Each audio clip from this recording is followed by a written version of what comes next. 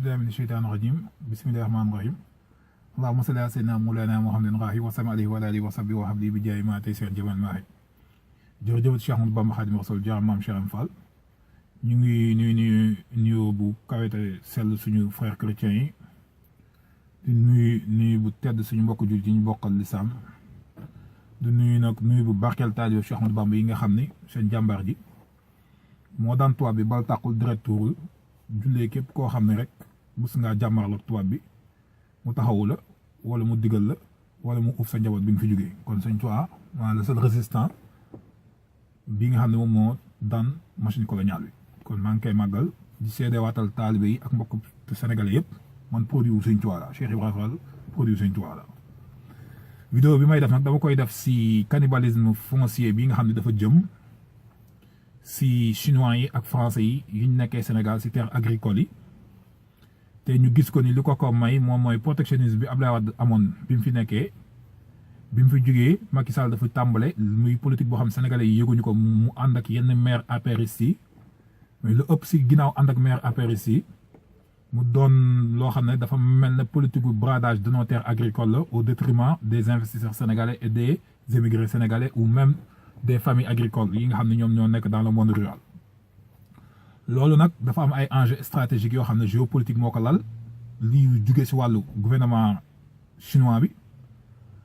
mu am ay enjeux stratégiques yoo xam ne fiscalité moo ko lal ak fraude fiscale au niveau des entreprises françaises mais mu jën loo xam ne tam dafa jëm si souveraineté nationale muy souveraineté alimentaire mais loo xam ne tam dafa mettre en péril la destinée des générations futures. balaa ma siy dugg nag dafa am ñaari points yu ma bëgg a leeral bu njëkk muy Madiambal mii nga xam ni moom xam naa ni Alaaji Baara la tàmbale yoon yal na ko suñu borom fayal ñu ko di wax ju ñaaw si Alaaji Baara ak soxnaam sa ñu ba mu jàll ñu jugeeti fa mu songati fi mu toll nii Sëriñ Muntaxa mu tedd mi yal na ko fi yàlla yàggal may ko wér ak seen Cheikh jëmm mi fi toogal Cheikh yi ba ñu ba mu jàll presse palais bi nag si nga bokk ñu gën a jóge collaborateurs yi gën a jóge si Macky Sall la li sëñ Moussa Nawel ak équipe daaru Marnaan Minam bi wane ni ñoom nekk lu ñu fi parti politique benn parti la ñu am muy façon couleur Sëñ Tuubaa vert blanc gi muy yoonu murit gi ne dañoo tëddee njaaxanaay uuf ñëpp su fekkee da leen naqari ak ñi fi ute woon nekkoon ni di leen politique ak di génne ay fond ndigal ba ngeen ne ndab li lekkuma si naa si xëpp suuf man leeral leen gone gu yor suuf bu kaa xëpp si ndaw bu Sëñ Tuubaa say bët lay njëkk a xajamal te dina ko xajamal incha allah Macky Sall lii nga jëmale Daaru Minam nag waa Daaru Minam ñu fa jàng am nañ ko ñu mën a fajal mbéjub kanam borom a koy fayal boobu ñoo am na mën nañ ko liggéeyal seen bopp waaye man soo ko defoon sama kër maam kenn si yéen def ko si ma bokk sa ñu tuuma googu muy tuumaaw sàcc diffamation la boo xam ne vol de 150 millions lañ accusé toute une ligne diffamation boobu lu ko néew di nga fay 150 millions ñu indiwaat ko sëñ kon lii na nga ko topp sëñ Abdoulaye daan na wax ne mbaam su la mu wéqee balaa ngay wëlbati laago ba da nga yet gi day dal ba noppi ñii ay mbaam lañu ay jàmm lañu du ñu es gor kon boog kenn du maslaak ak ñoom kenn du naxanteeg ñoom yet wi day dal ba noppi waaw kon boog waa Daaru Minam sañu ma leen a digal sañ ma leen tere waaye am nañu sañ-sañu tuuma gi ñu leen tuumal ka ko wax ñëw ñu indiwaat ko tribunal bi lii yoon tëral muy les canaux judiciaires Sénégal utiliser ko ngir fen ak sos ge kàcc gii ñu defoon instrumenté ñu mel ne ñoom Fallou Fall ak yooyu ñu defoon si législatif yooyu dakk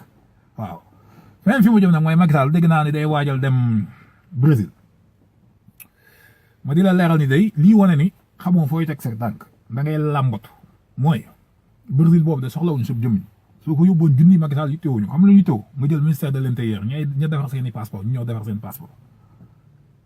ànd ak équipe boo xam ne soo fa tegee sa tànk da nga leen naan bu leen fi génn te sénégalais yëpp benn bu kenn ñëw di ma wax am na passeport soo ko yóbboon ma xam ne xam nga fi ngay teg sa tànk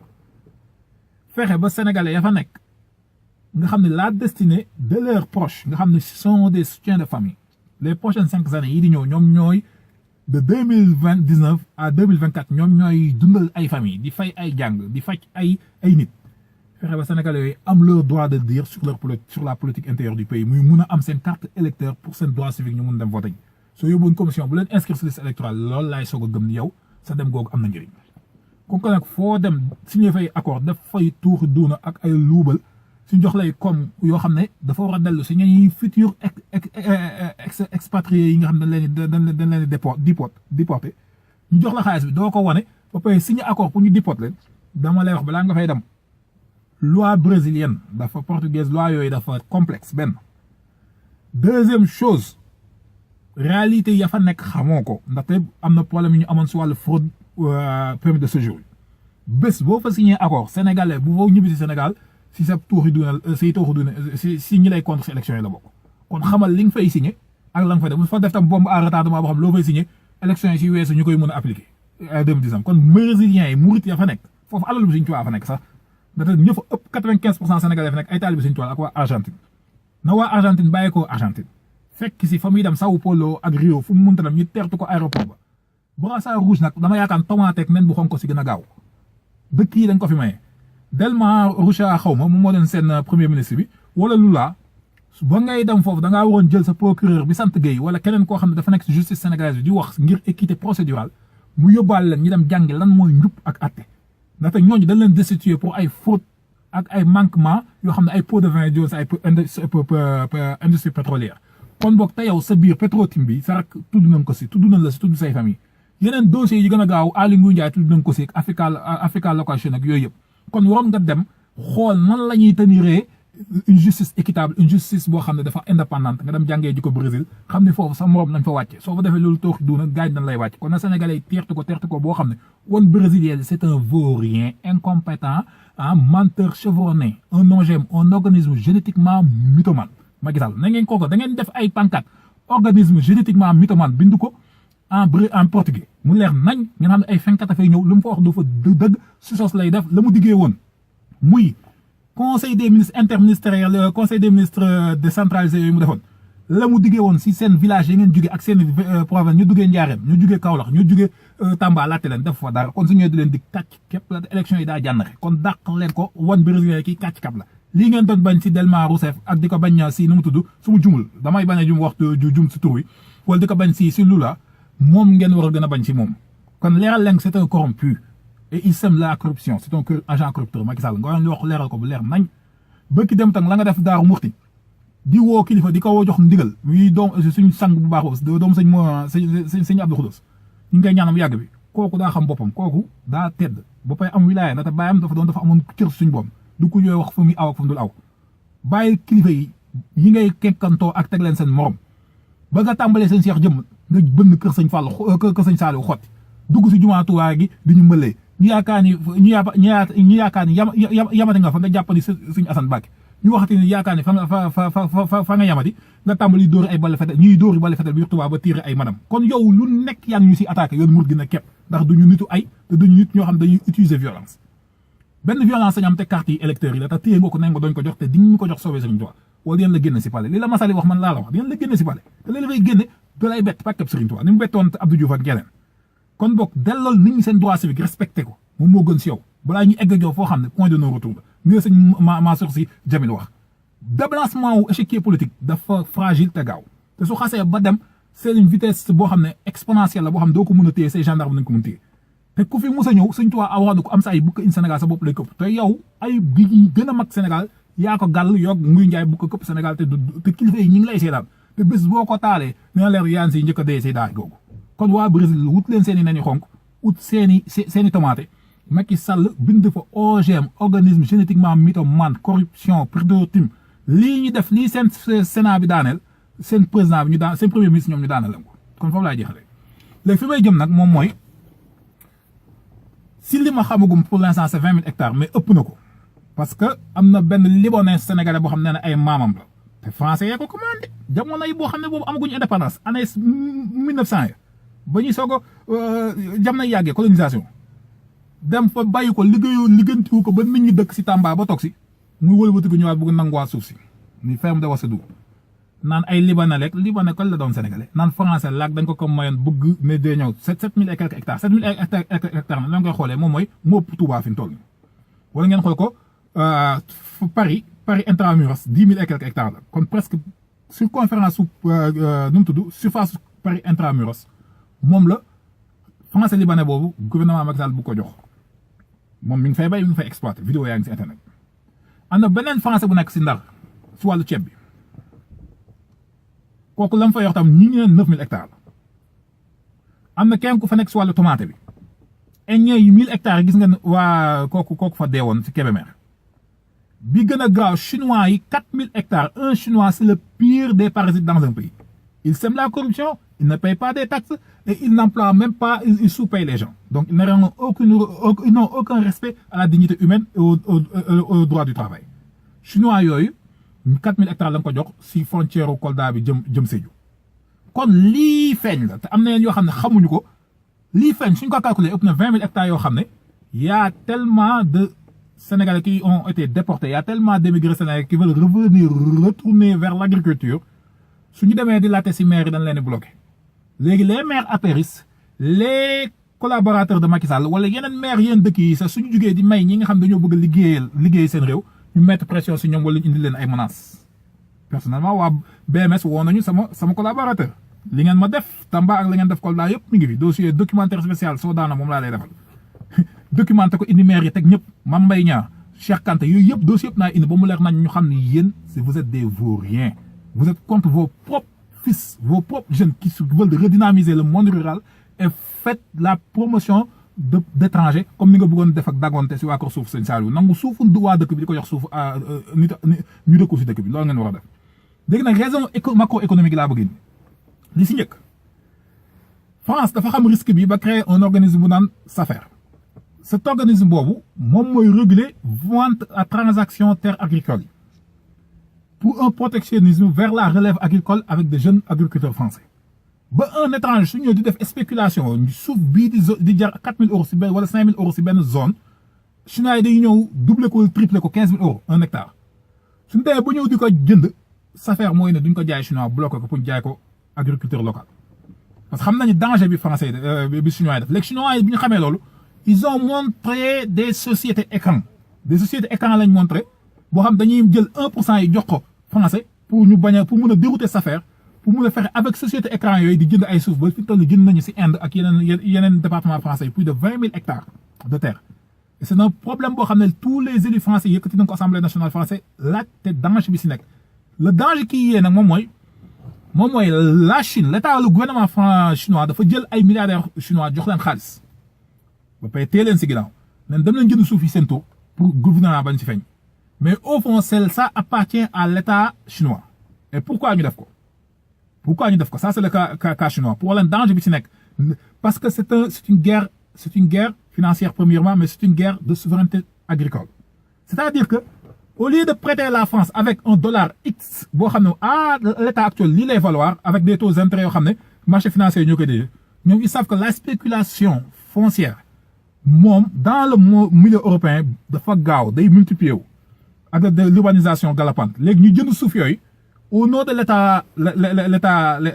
l'état chinois nga xam ne fii ak 10 ans wala fii ak 5 ans suñ koy jaayaat prix normal réel hectare suuf yi lu muy jar si zone boobu moom lay doon nga xam ne léegi su boobaa prix value bi mooy ëpp mais beneen mbir tamit état chinois bi dafay def ay investissement ay fonds aide yoo xam ne dañuy investir si zone yooyu si dëkk yooyu ngir mu doon beneen moyen de pression économique par rapport à l'Union européenne di fa investir tam beneen moyen de pression économique par rapport à l'Union européenne parce que pour la production céréalière comme blé ak maïs pour mun a fexe ba nga xam ne ñoom dootuñu dépendre directement à des entrepreneurs européens mais à des entrepreneurs chinois qui vivent en Europe nga xam ñoom ñooy orienté fan la ñuy exporter seen su amul ay lois yu ko réguler kon loolu ay li chinois yi def ak France ba mu indi tollé bu rëy biir assemblée nationale française lu ko raw ñu ngi koy def Sénégal parce que 4000 hectares yooyu chinois bi am Sénégal benn sénégalais bu am benn 1 hectare Chine nañu ko génneel wala un étranger. Pour vous donner un exemple de protectionnisme, les Français ils ont envahi la même chose ils ont envahi l'Ukraine qui était le grenier de l'URSS biñ ko envahir l'Ukraine ukrainien dañ leen suñuy suuf duñ leen ko jaay dañ koy louer ukrainiens yi fi ñu toll nii français boo xam ne mënoo am suuf da ngay dem foofu dem louer fa suuf 1 hectare $20 par an nga dem bay fa y a des grosses entreprises françaises qui s'investissent mais ces grosses entreprises françaises am na ñenn ñoo xam ne ils sont retournés vers le Sénégal et comment ils font c'est la fraude fiscale française tout un échelon de fraude fiscale française bu ñuy créer mooy dañuy ñëw ne am une entreprise en France boo xam ne haute taxation la am bu amee une entreprise hautement taxée ñu wëlbatiku jël si entreprise boobu ne dañoo jënd ay suuf Afrique ut ay faux papiers yoo xam ne ay maire ñoo leen koy jox ne leen lii leen jaayee suuf yi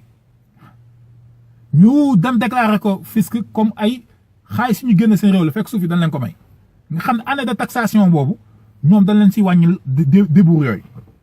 ñu yaakaar ne fa nga yem chaque année ñuy génn si entreprise bi nekk France dañ koy investir si entreprise bi nekk Sénégal pour solidifier que muy doon ay déduction yoo xam ne fiscale lay doon en même temps léegi nag li gën a yéeme nag léegi ñu accaparer suñu li nga xam ne mooy ni ndox stratégique yi ni énergie stratégique yi ni sa domaine militaire stratégique yi dans la souveraineté nationale ñu téye en bâillon suñu souveraineté alimentaire nga xam ne c'est à eux de réguler les marchés céréaliers d'Afrique te loolu la français yi def noonu la Macky Sall def dans le domaine du riz il y a une entreprise dans le domaine de la tomate et avec le chinois kon léa tout ça kilifa diine yi bëgg bay moodu yi bëgg dellu si bay ñu jël suuf yi di ko may ay étranger Macky Sall jël politique di signer ay décret wala di mettre ay pression si ay maire ñu koy signer ñuy corrompre ay sous-préfet c'est un mafia d'état boo xam ne dafa nekk si biir di brader suñu terre à des étrangers si loolu laay alerte am na KMR Agro c'est une grande entreprise française qui détient plus de 20 000 hectares en Ukraine il y a un groupe chinois boo xam ne ñu ngi koy wax Rewards Group dañuy wut ay sociétés écran au Sénégal yoo xam ne parfois ay prête-noms sénégalais lañ siy bokk spécialement pour accaparer suñu terre agricole et le prochain président sénégalais doit voter une loi d'expropriation ces terres doivent revenir aux fermiers sénégalais aux émigrés sénégalais et aux collectivités locales aucune terre sénégalaise ne peut être achetée par un étranger ça c'est une loi boo xam ne man je me battrai su Macky Sall di daanu inchallah je ferai des mouvements spécialement pour terre yooyu ñu dem accaparer fa toog fa di fa bay parce que dañoo bëgg liggéey te dañoo soxla ñu jox ñu ay suuf kon bokk nañu xam ni on est face à un organisme génétiquement mythomane mi Macky Sall un OGM et c'est un incompétent qui sait qu'il ne gagnera pas ces élections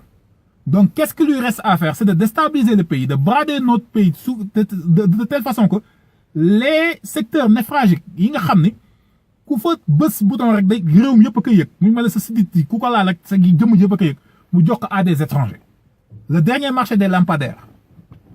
sans transfert de compétences ni de maintenance Eiffage moom mooy defar installation yi c'est-à-dire que semelles yi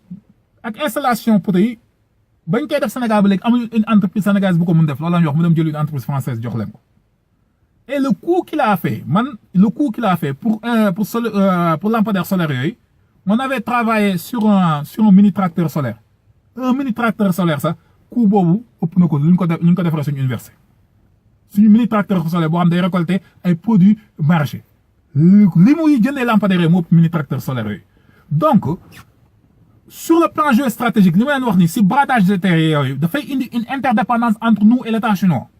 mais dafa am beneen politique bi si nekk entre l'état chinois les européens les américains et les africains c'est-à-dire que l'état chinois ne veut pas que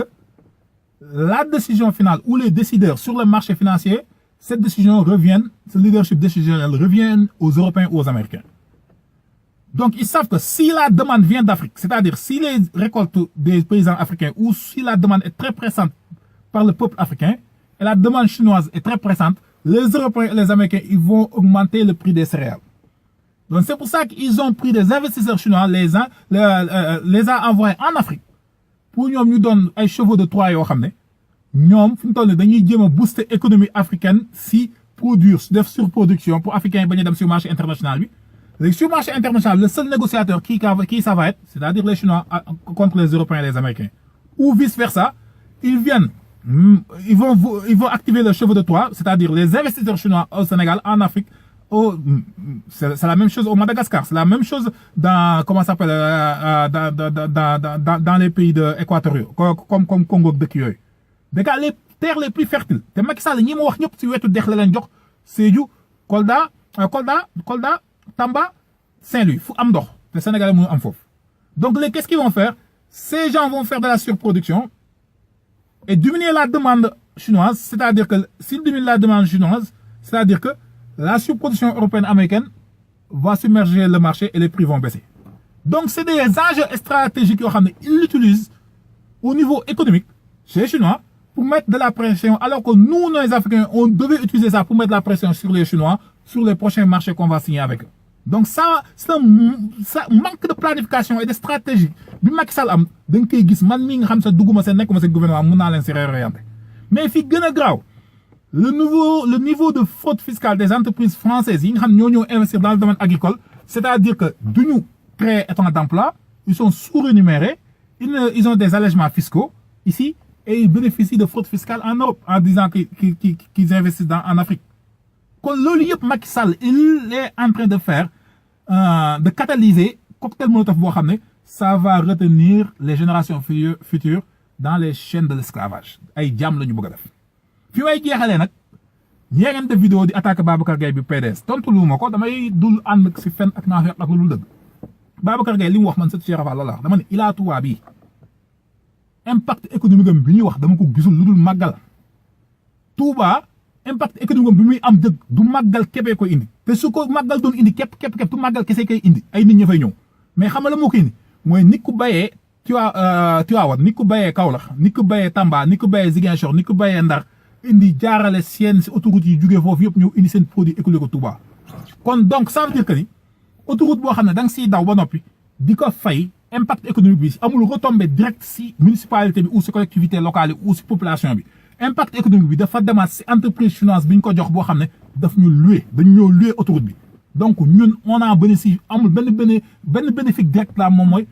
réduire temps de transport bi en jamonoy màggal lii Babacar Gaye wax su fekkee ne mun ngeen ma man dama ko da ngeen dama ko li mu wax du dëgg wax leen ma su dul màggal foo leen mos a autoroute lu tali bu jëm Touba boo leen mos a wër tali boobu am congestion am nu mu tudd am embouteillage kon milliards yi ñuy def si autoroute bi man maa ko waxaat ko Cheikh Ibra bu Cheikh Assane Fall 400 milliards yi ñuy def si autoroute bi jëm Touba ak si Diourbel Tambacounda bi Diourbel Mali bi ñu rénover ko woon ko avec des trains de fret de marchandises muy dugg si Touba moo ko ëpp njëriñ ñu defoon ko si assainissement Touba gi ñu defoon ko si ndoxu Touba gi moo ëppal njëriñ impact économique on parle d'impact économique macroéconomique on parle pas d'affaires politiques yi ngeen wax yéen seen xam-xam si waxu werante ak diingante ngeen dem ñun si xam-xam impact la ñu wax autoroute Ila Touba bi ay jaam dugg dañoo privatiser entrée Touba Macky Sall dafa privatiser Touba c'est ça le problème il faut analyser avec des termes économiques une vision d'impact un raisonnement conséquentiel lii mi action bii politique bii Macky Sall di poser ban impact la am si population locale yi te gisuñu ko lu dul loo xam ne da nga siy dugg balaa ngaa dugg fay te xabaru say rafaa sax wala xabaru suñu ku privatiser wuñu ko moom mu ñëw privatiser Touba kon nañu xam ne Macky Sall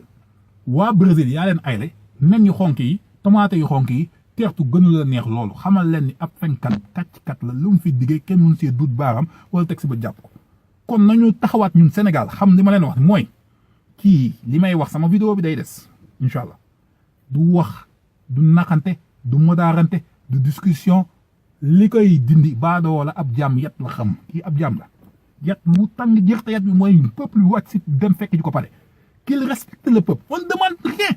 donne-nous nos cartes et laisse-nous le libre choix de porter notre vote vers le candidat qui satisfait à nos attentes loolu rek lañ la demandé donc confisquer nos droits civiques ça revient à regresser la démocratie sénégalaise même les Amérindiens ici au Canada même d'autres pays opprimés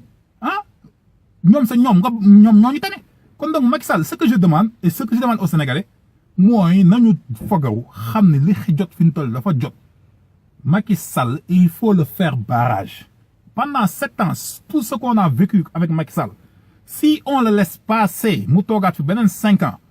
man Baba Aïdara Mohamed Diang ñiy def ay vidéo di wax si Macky Sall yëpp seen sécurité de leur famille parce que Macky Sall su demee bay woo sama partenaire financier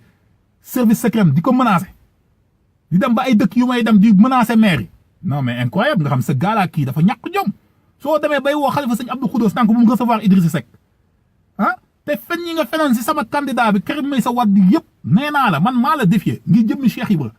soo génnee bàkkeb Cheikhul Khadim ma giñ ko Serigne Touba soo génnee suba luy inculper Karim man moo contre Karim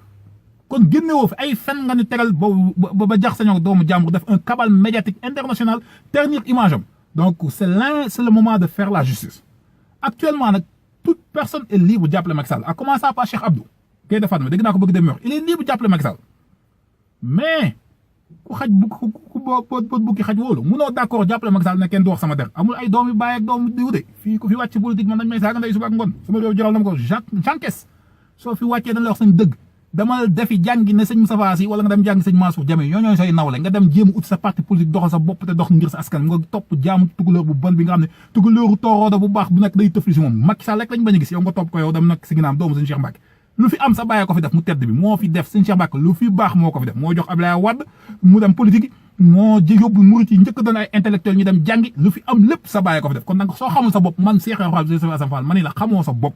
yaa dem politique Touba di yebal ay nit ñu may saaga ndey ak di ma sosol dem politique Touba dem di fa laq ay bureau de vote moo tax tu es un ennemi et tu ne respectes même pas le khalife général parce que si tu respectais le khalife général avec son discours bi mu toogee si xilaafa gi tu devais te tenir à l'écart de toute scène politique ou créer ton propre parti et avoir une conduite décente exemplaire si c'est tout Sëñ Tuubaa nañuy duggee si politique et je ne t'épargnerai pas la guerre va commencer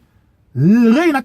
wala dañ laa tongal dossier yëpp Macky Sall yoroon seew moom la yëngalaat ba nga ni da nga ko jàppale soo yëkkatee ñu de remonté daay fekkaat ñu fi duñ leen yërëm Macky Sall par A ou B incha allah dama ni malaanub sutura ku ko am li ma waxoon sa malaanub sutura ku ko bañ mu xotti ko songal Macky Sall par A ou B ku ko jàppale dinaa la attaqué te du ma si bañ dara te du ma si rafetal dara nu mu gën a ñaawee laa koy def Macky Sall c'est un imbécile aile de couillon un organisme génétiquement modifié mythomane di fen di sàcc di jaxase di rambaj ak di sos la fi nekkee te kooku nag la mu defoon ni pari rek kuy julit te sa julit dëgg bañ rasulillahi sallallahu alayhi wa sallam la def te ku bañ rasulillahi sallallahu alayhi wa sallam nga ànd ak moom di ko dooleel naan la muy def dëgg la te yow sa dëgg ñu fiy def lu fi raw ngay duman si loolu nga xam ne naafiq la kon ndëgam neex tubaab bi moo tax ngay dem di dooleel ay noonu rasulillahi sallallahu alayhi wa sallam waxatuñ ko nga wëlbati ko xotti ci warmab jumaa Tuubaa gi waxatuñ ko song waa kër Sëriñ Saliou waxatuñ ko song xalifa Cheikh Yafa waxatuñ ngay tiire bal ay balu fetal Tuubaa di lakk ay bureau de vote waxatuñ ngeen téye ndoxu Tuubaa bi si màggal gi waxatuñu ko lu ñu wax ak ngeen song ñu bëgg dem ma jàmbal somm sëñ Muntaxa yu bon yooyu yëpp ngeen dajale ko bëgg murit yi def leen seen xol waa Brésil ñii xam na ni noonu Sëriñ Tuubaa la waa Italie xam na ni kii noonu Sëriñ Tuubaa la waa Espagne xam na ni kii noonu Sëriñ Tuubaa la murit yi la ñu bañ te dafa jot ñun murit yi ñu jugoo waa xam ne Sénégal dañ fa am cër na ñëpp te kenn gëluñu fa yay yi luñ fa war a am ba ñun fu catholique bi taxawee tijaan bi taxaw xaadir bi taxaw ñu jàppante xam ne ay doomi ndey lañu ay doomi bàyyi lañu taxaw défendre suñu intérêt dans l'équitabilité dans l'égalité et dans la solidarité mais pas si ak peuple président boo xam ne day diviser ak di manipuler chef religieux yi ak di naafiq ak di rambaaj kon sama vidéo bi maa ngi koy jeexal fii di wax sénégalais yi daal dem leen inscrire liste yi ubbeeku na jëli seen carte vérifier filiation yi vrai na te fexe nag ba instiguer ñëpp si manifestation bu mun a am pour dem pour suñu droit civique ñu jot suñu carte ak wàcc nguy njaay ak càmbat fichier électoral bi ak ut une organisation boo xam ne la du politique bu ñëw toog comme gérer élection libre transparente et démocratique nañ ko def mais bu ñu bàyyi Macky Sall bu ñu ko wóolu bu ñu ko gëm waxkat la te jaam la ku mu àndal wax na la gënal lem ku mu waxal waxkat la kon jàngan jëf jërëjëf Sëñ Tuubaa jaam maam Cheikh Fall kon ba beneen yoon